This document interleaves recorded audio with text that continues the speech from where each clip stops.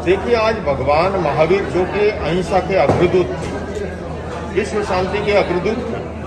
उनका 2622वां जन्म कल्याणक जन्म जयंती का महोत्सव का कार्यक्रम था, जिसको कि अहिंसा विश्व भारती संस्था ने विश्व शांति और सद्भावना दिवस के रूप में आयोजित किया। और विषय था प्रकृति और संस्कृति के संरक्षण में महावीर दर्शन का योगदान। और यहाँ पर विश्व की बड़ी शख्सियतें श्री रविशंकर जी से लेके केरल और उत्तराखंड के राज्यपाल, केंद्रीय मंत्री अनुराग ठाकुर जी, रूपाला जी आदि सभी उपस्थित हुए। मूल महावीर का जो दर्शन उन्होंने 2600 वर्ष पूर्व दिया था, अहिंसा का, अनेकांत का, अपरिग्रह का, वो तत्कालीन समय में जितना उपयोगी था उससे अधिक मौजूदा समय में वो प्रासंगिक हो गया है। और हम देख रहे हैं कि जब पूरे विश्व के अंदर जिस तरह से हिंसा और धार्मिक असहिष्णुता का माहौल है,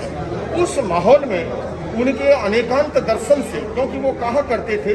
कि पर्यावरण प्रदूषण से भी वैचारिक प्रदूषण अधिक खतरनाक है, तो आज अपेक्षा है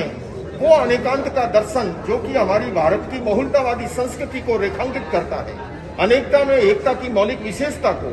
वसुधैव कुटुंबकम का संदेश देता है। और इसीलिए आज ये यहाँ पर समारोह आयोजित हुआ। और ऐसे समय में जब हमारा भारत देश G20 की अध्यक्षता कर रहा है, आजादी का अमृत महोत्सव मना रहा है, और कुछ राज्यों में, बिहार में, बंगाल में जिस तरह की हिंसा की घटनाएं सामने आई हैं, तो अपेक्षा महसूस की गई कि वो बिहार महात्मा बुद्ध का, भगवान महावीर की स्थली है, वहां जाकर के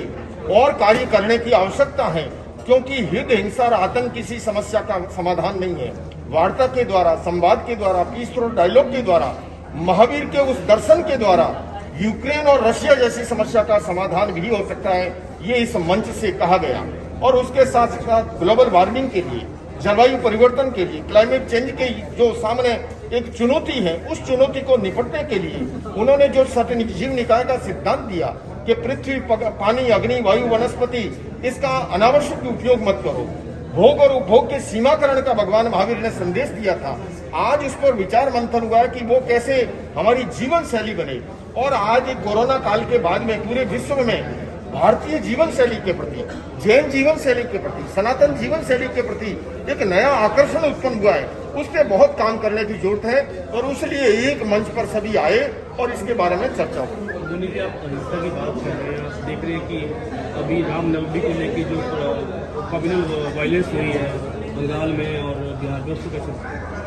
नहीं, मैं इसीलिए इस मंच से भी मैंने कहा कि ये बड़ा दुखद है कि बिहार जो है भगवान महावीर की, भगवान बुद्ध की स्थली, तो वहां पर हिंसा की घटना होती है, वो शोभा नहीं देती है। हम सबको आत्मावलोकन करने की जरूरत है। रविंद्रनाथ टैगोर की जो भूमि है, वो बंगाल के अंदर जब हिंसा होती है तो वो शोभा नहीं देती है। तो ऐसे के अंदर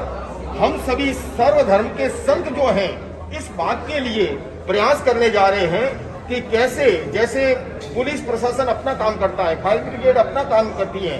संत सैनिक शांति के सैनिक बनकर के उस आग को कैसे बुझाएं, लोगों में अगर कोई गलतफहमी है उसको कैसे खत्म करें, और अगर कोई आपस में बात भी है, पीसफुल डायलॉग के द्वारा, संवाद के द्वारा, वार्ता के द्वारा कैसे सुलझाएं, उसके लिए हम प्रयास करेंगे।